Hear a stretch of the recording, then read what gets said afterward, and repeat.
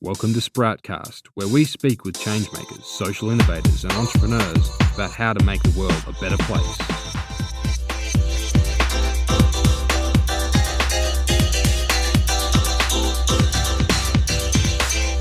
And now, here's your host, Julia Duffy. Welcome back to Sproutcast. My name is Julia Duffy and today we're speaking with Jessica Macpherson, CEO of St Kilda Mums. St Kilda Mums aim to share the joy of motherhood and save the Earth's precious resources by joining with support agencies throughout Melbourne to meet the material needs of families with young children. They collect, sort and redistribute essential nursery equipment, clothing, books and toys for babies and preschool children. Jessica Macpherson is a founding committee member of St Kilda Mums and now its CEO. Welcome to Sproutcast, Jessica. Thank you. Given that St Kilda Mums is a fantastic example of a relatively new non-profit organisation, and given your role as founder, I'm obviously keen to ask you, Jessica, about your experiences starting the organisation and kind of mine your brains for a bit of advice and insights you might have for emerging leaders. But just before we do that, I wanted to start off by asking you about your first experiences with and impressions of the non-profit sector. How did you first become involved with NFPs? Well, I had never worked in the not-for-profit sector before starting St Kilda Mums. My background is in wine sales and marketing, and my personal experiences with volunteering or with charity were actually very limited. And I guess I look back on my my experiences perhaps as a schoolgirl doing the 40-hour famine. When I worked for a particular wine company in Sydney, we were very involved in a cause-related marketing activity that supported the AIDS Foundation, the Red Ribbon campaign. So I had sort of seen some examples of, I guess, some great events and some great cause-related marketing, but I had not really volunteered a lot until we started St Kilda Mums. And, when we first started helping out, one maternal child health nurse, we didn't really imagine that we would grow to be where we are today.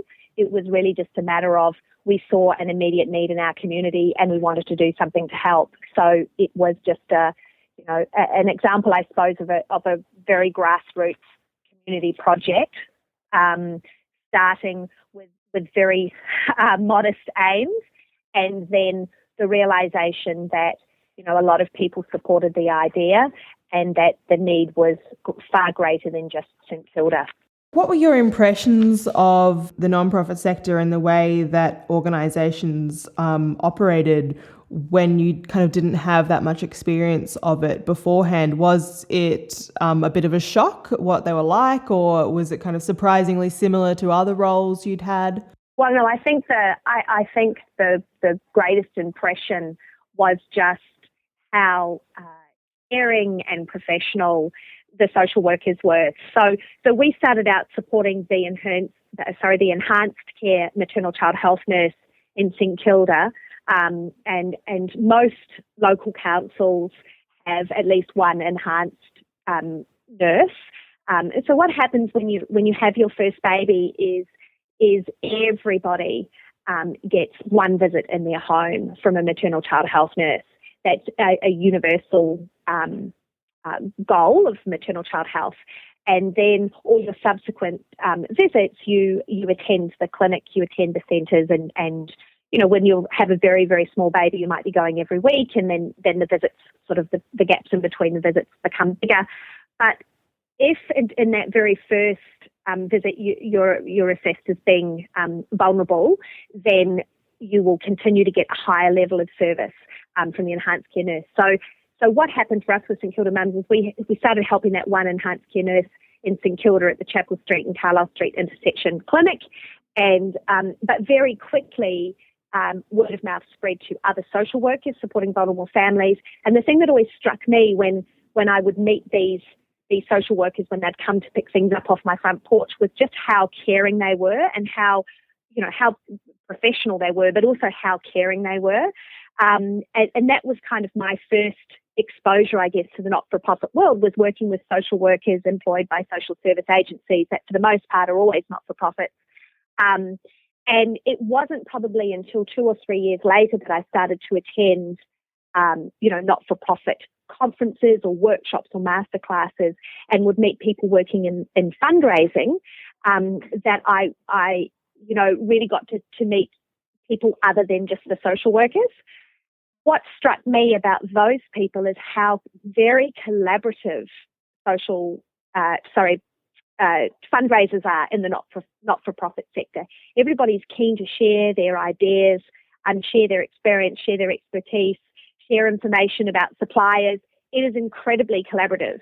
And coming from wine, which I thought was a great industry to work in and people were super friendly, I realised that, this was a whole new level of support and collaboration that I'd never experienced before. So, I'm hooked. I love working in this sector. Sounds like some wonderful first impressions there.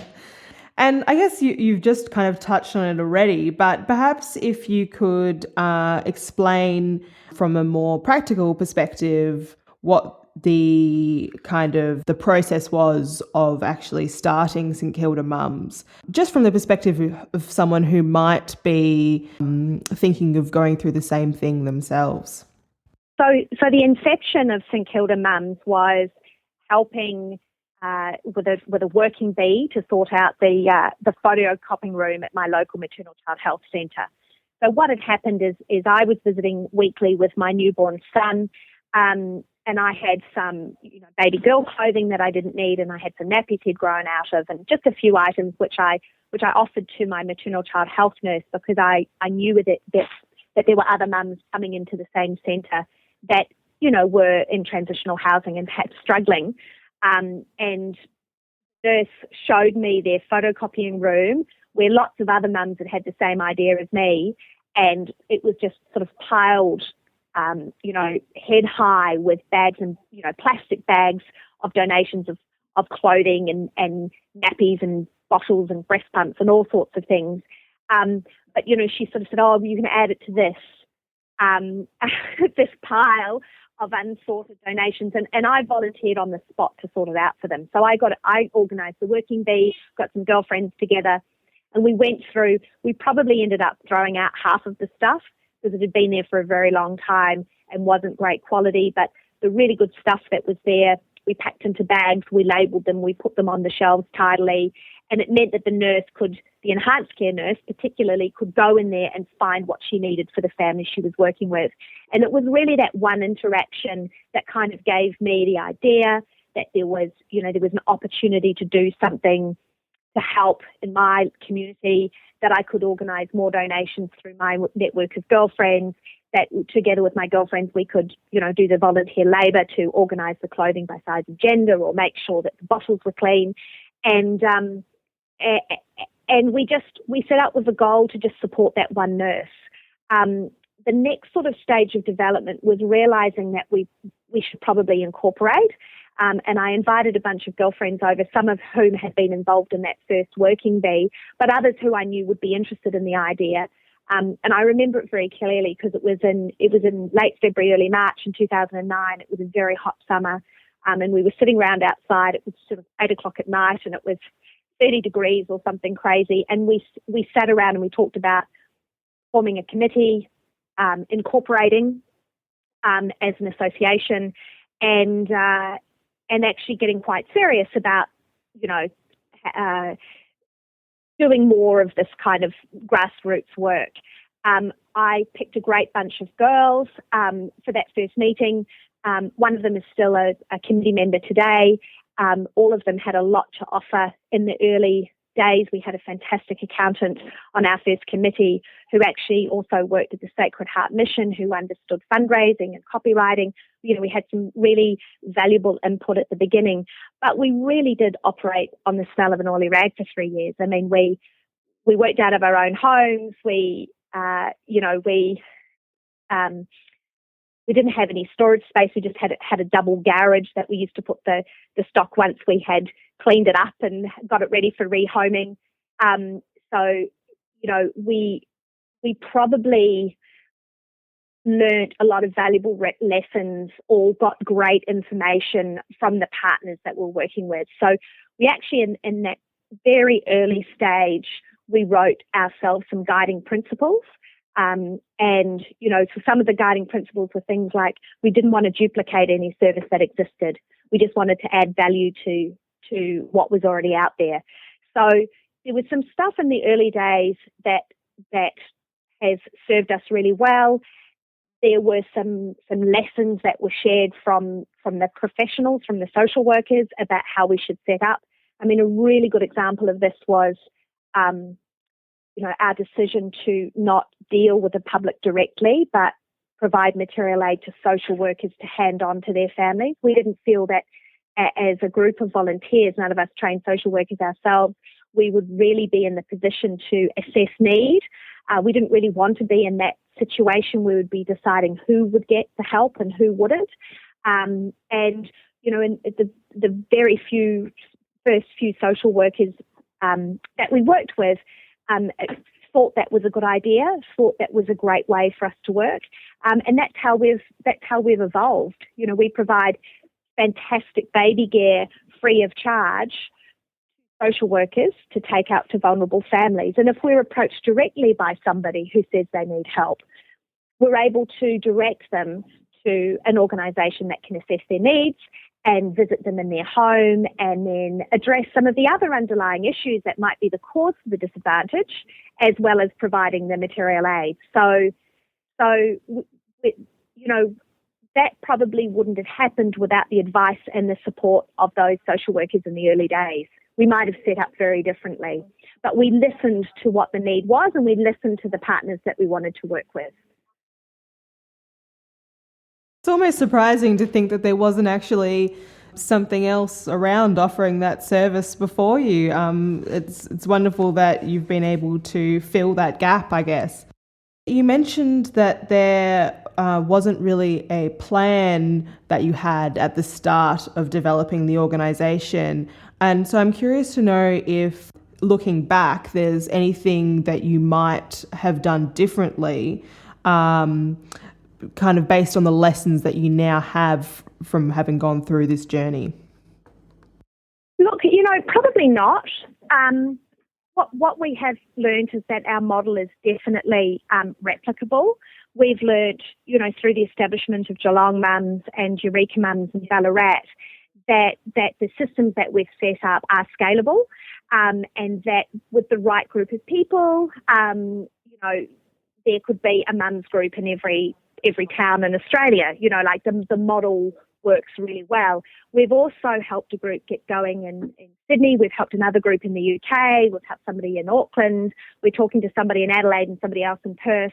We know now that it can easily be replicated. However, I don't think we could have grown any faster than we did in those first 4 years because it was purely volunteer labour. So for 4 years, every pram that we, restored and every clothing bag that was packed was done by volunteers. We didn't really have anybody in the position to dedicate, like a 40-hour week to the growth. I was doing lots of hours, as were the founding committee members. I mean, I was easily doing 20 hours a week, but I also had paid employment.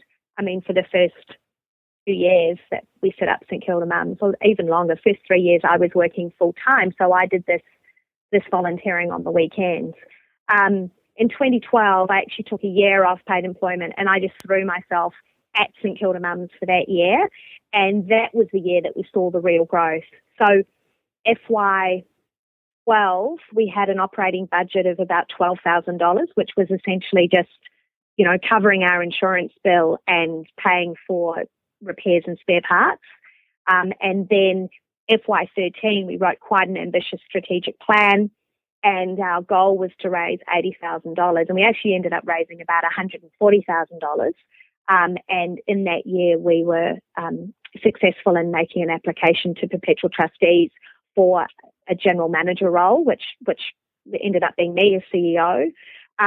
So, we had this kind of massive growth once we were able to employ somebody to lead and grow the organisation. And then, of course, we crowdfunded the rent for our warehouse in St Kilda, and that is what totally transformed our organisation, because instead of doing piecemeal work out of our homes where, I could accommodate at max 5 volunteers with their children and any one working bee, we suddenly had a 200 square metre warehouse that can accommodate 20 or 30 volunteers at a time. So that was that was transformative. The Long Mums, however, riding on our coattails, had the advantage of us providing back of house support for them, so they didn't need to worry about any of that, and they could just concentrate on the relationships with the donors to collect pre-loved goods and building the relationships with the social workers to deliver the service.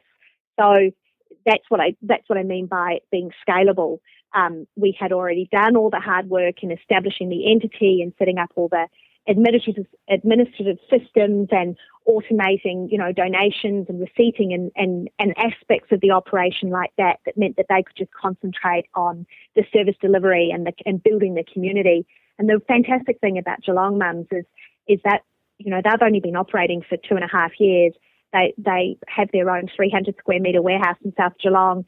They have 2 employees, a general manager and a volunteer coordinator, and, they've got 300 volunteers. But the funding for their warehouse and the funding for those paid positions has come from the Geelong community. They won an innovation grant with Give Where You Live, which paid for the general manager and the warehouse rent for 2 years. They subsequently got some funding from the Geelong Community Foundation to pay for the volunteer coordinator. So you mentioned earlier about getting the right people on board and the assistance of volunteers from your network. And I was just interested in, and you mentioned that you've got advice from people with particular experience that or skills that you needed.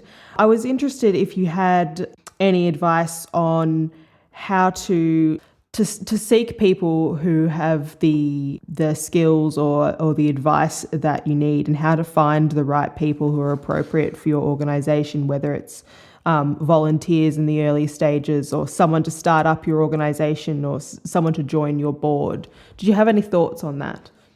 Yeah, I do, because I think that you need different types of board members at different stages of your organisation's growth. I mean, certainly for St Kilda Mums in the early days, the first 4 years or so, we needed committee members that were really committed to actually doing the physical work.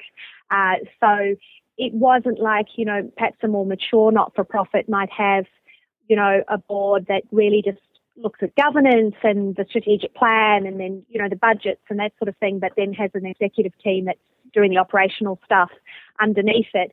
For us, we really needed to have, a committee of people that were actually physically doing the work, responding to every email, hosting every working bee, that sort of thing. So, when we put our first committee together, we knew it was very important to have, an accountant, for example. So I made sure that in that first group of girls that I invited over that hot February night, that I invited a girlfriend of mine who was an accountant, and I invited somebody who I knew had worked in the not-for-profit sector. I mean, she hadn't worked in social service or social service delivery, but she'd certainly worked in the sector.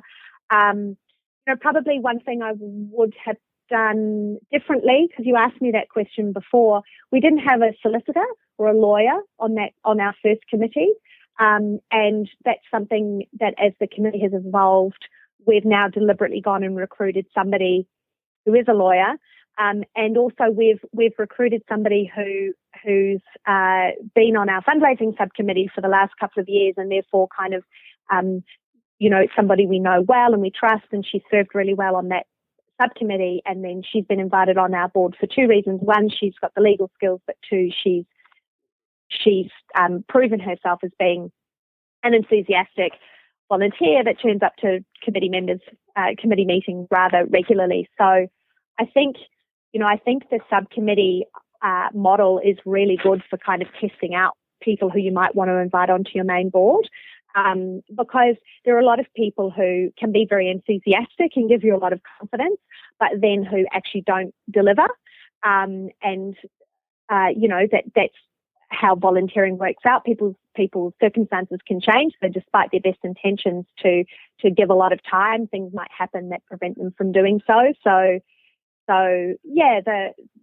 Those would be the two really key positions would be treasurer and lawyer, I think. And then another, really strong committee member for us was Maya, who ended up being our chair, who has a background in communication. So she was able to help us liaise with media. She was able to give me media coaching. She was able to write press releases and get publicity for our various causes. And that's another really kind of important skill set to have on a board, I believe. And how does your relationship with the board work? How do they help you in your work? Okay, that's a very good question. Our board is morphing from being very hands-on, as it was in the early days, to being much more strategic and governance-focused. But how they help me, every day, for example, the treasurer co-authorises all the payments with me. The treasurer and I write the budgets together. The board have to make, they get to have the final approval on any appointments. So they look at the shortlisted candidates. We've got a fantastic volunteer who's also on a subcommittee which we call People and Policy, which is all about, managing employees and volunteers and making sure our policies are all up to date. She has been helping me with the recruitment. She has made a recommendation to the committee about a couple of recent appointments which the committee has taken. In the early days, the committee would have assisted with the recruitment process, perhaps sat in on the second interview, but now they've sort of taken a step back where, we have a volunteer who's a professional in HR who can assist me with that recruitment process, and they're very comfortable about taking her and my recommendations on employee appointments. So things that they might have been really hands-on with in the past, they're now, happy to hand over to other volunteers that are skilled in that area, but there are some things that they absolutely want to be across. So for example, at the moment, we are considering, we've committed a big chunk of money to a website integration overhaul with Salesforce, which is our database, and the committee is going to review all the individual proposals and the recommendations in detail before making a decision because it's a big financial commitment. So that's an example of the sort of level that they're involved with me today and how they support me in my job. It's definitely interesting to see that transition from kind of the earlier stages of your organisation and the committee that you mentioned that you originally set up to, like you said, a more kind of professional board. That's right. It's more That's strategic. Right. And our chair has resigned from the committee, but she gave us 1 year's notice. So she signalled her intention after 5 years service that she would like to step down from our board. She gave us 12 months notice, and we as a committee decided that we wouldn't just replace her, but we would take our board number from 5 to 7 or 5 to 8, even potentially there could be an 8th person joining the board. So that's actually quite a big change for us as well, is to go, increase the numbers that dramatically. But we kind of feel that we've grown to the stage where we need to have, that extra help with governance and strategic planning. So that's what we're doing at the moment. So I want to change gears slightly and touch on something that you mentioned earlier about how the NFP sector is quite collaborative, and that, of course, also St Kilda Mums works with or partners with service and care providers. I was hoping you could tell us a little bit more about the nature of these relationships and how they've arisen and how you manage them.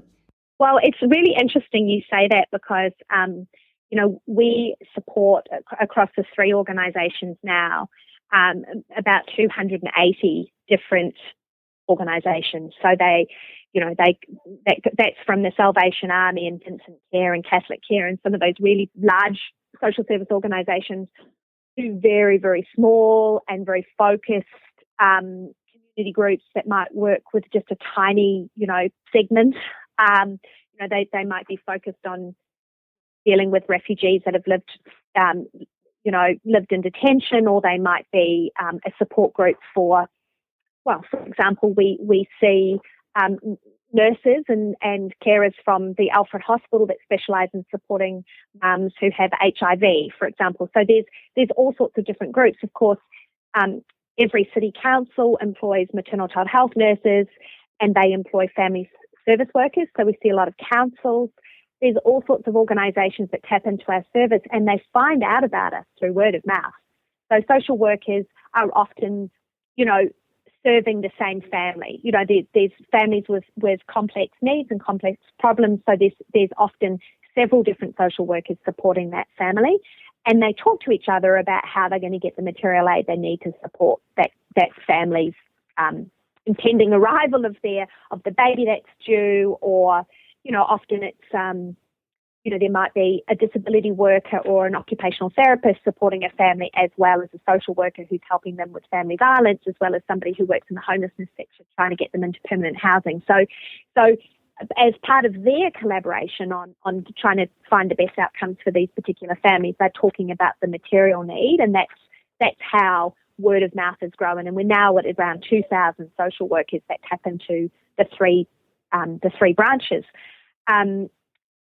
But there's no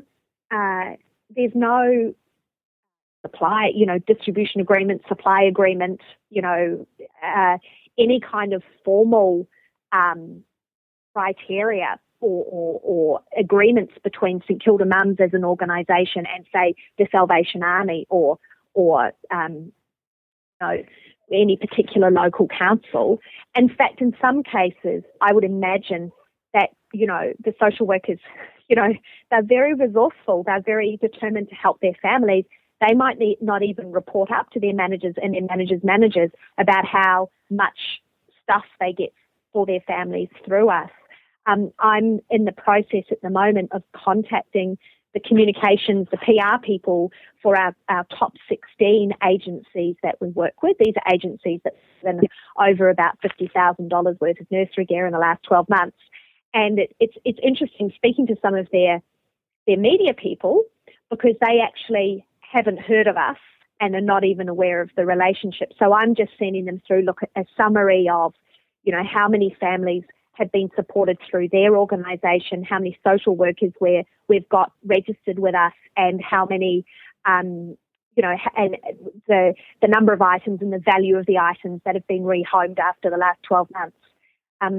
To register with St Kilda Mums as a social worker, it's just a very simple online form where we ask people to put in their contact information, and if it's a social worker from an organisation that we've never heard of before, we simply we simply Google them and say, we've not heard of newhope.org before. Let's look for that. We go to their website. We see that that they're a charity, that they're working in a particular space, and then we add them to our database. So it's not like we have any kind of formal agreements that we've asked people to sign before we're willing to support them. It's always been, we will provide as much as we can. We will try and meet every single request as quickly as we possibly can. And if more social workers come along and need help, then we will work harder to meet that need. These organisations would probably be really surprised. We've never done this report back to them on the value and the volume of we've given out $1.7 million worth of material aid. Wow. But in the last 12 months, we gave out $1.7 million worth of gear, and that's second-hand value. So one of our clothing bags, we value at $120 for a clothing bag, but for a newborn, it would have 200 garments in it. So we have a very low value on the stuff that we rehome, like a very realistic second-hand value, we believe. But we believe it's low. You can't buy 200 garments for $120. Yeah. Yeah. So it's really fascinating, this process that you're going through now and kind of communicating more the work that you do. And I'm interested to know whether you've had many thoughts about what impact that could have on the growth of your organisation or the type of work that you're able to do once you're kind of potentially formalising some of these relationships more, if that seems appropriate, or just kind of communicating higher up in the organisations that you work with, what it is that you're doing. Did you have any expectations for what the outcomes of this process might be?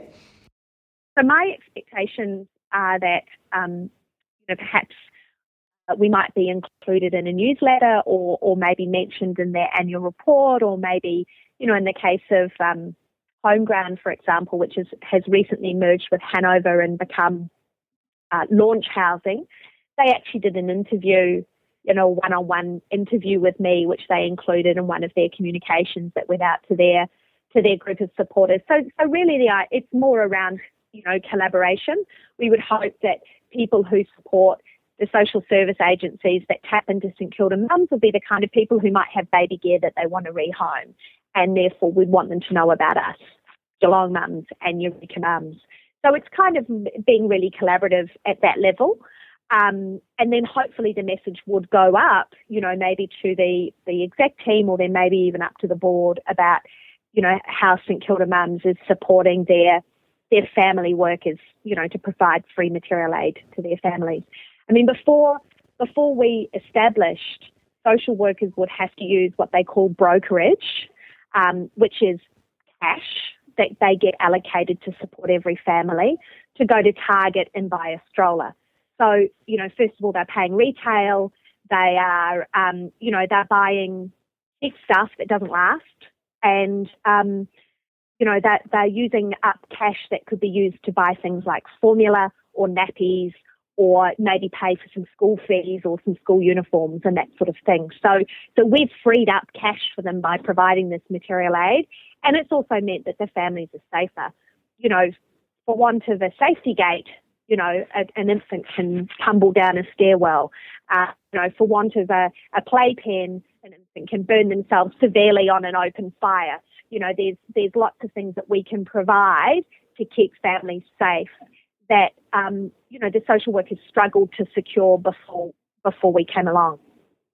Now, one of the questions I wanted to ask you just before we finish up is whether you had any suggestions or recommendations for emerging leaders who are thinking or hoping to become involved in the NFP space about, I guess, their first steps for becoming more involved. How should they find someone or an organisation to help out, or how can they jump straight in, basically? I think it's great to find out who's already doing what your great idea is. So we did that with St Kilda Mums, and we discovered that there was only really one place that was rehoming nursery gears in Melbourne at the time, in 2009, and that was Caroline Chisholm, who are based in Moonee Ponds. And we spoke to them, and we discovered that they did indeed pass on second-hand prams and cots and things, but that they only did that for their own clients. So they serve about 2,000 families a year. They're a pregnancy counselling support service, an early parenting support service. And yes, they did accept donations of prams, cots and high chairs, but it was just for their own client base. So we realised that there was a gap, that there was really no way for people who have baby gear that they want to go to a family in need to actually get that, to the vulnerable family. There was no kind of system. There was no kind of there was nowhere really for social workers to go, and there was no place where you could donate your gear. So I think if you do have a great idea, it's good to spend some time doing some research to find out if there's somebody already doing your idea, and if there is, contact them and offer to volunteer and just help them be better, because there's no point in duplicating an existing service. We also were very, very lucky in the early days with some of the people who offered to sort of mentor us. So I would suggest if you had a great idea and you discovered that it was unique, then trying to find a mentor would be a great way to get started. And that mentor might also come from the not-for-profit sector. You might be be able to find somebody who's, I would be very happy if somebody approached me and said, I'd love to chat to you. I'd love to, I need a mentor. I need help getting started. That's something that I would be really willing to do, because it's an enjoyable way of making a difference, is just sharing your skills and your knowledge. So that would probably be what I would suggest to somebody who's got a great idea. I also thought going to some of those first fundraising conferences was a huge eye-opener. And there's certainly plenty of conferences and workshops and masterclasses on all the time in the area of fundraising, and also in the area of social impact and social enterprise. So there's lots of places where you can go and mingle with other attendees and find out about what they're doing and what their objectives are. It's a great way to get started. You kind of preempted my final question, which was to ask you if you could just let us know where else people can find you if they want to learn more about what you do, or if they wanted to get some more specific advice from you. Well, our website is a great place to start. There's loads of information on our website about who we are and what we do, plus contact information for us there. You can find me on LinkedIn as well, or you can contact me through our Facebook page by sending a direct message. There's lots of ways to get to tweet me, send me a pin. There's lots of ways you can get in touch. And if you've got some nursery gear that you'd love to donate, then please go to our website. There's a complete list of everything we can and can't rehome, as well as our address, location, and our opening hours. So there's plenty of information. And if you're a social worker and you're supporting vulnerable families, the email address is request@stkildamums.org to register and go on the wait list. Excellent. Well, thank you so much for sharing your fascinating story with us today, Jessica. It's so great to hear about the work you do. And thank you for speaking with me. It's been a pleasure to have you on the show. Thank you so much, Julia. Have a great afternoon. Thank you.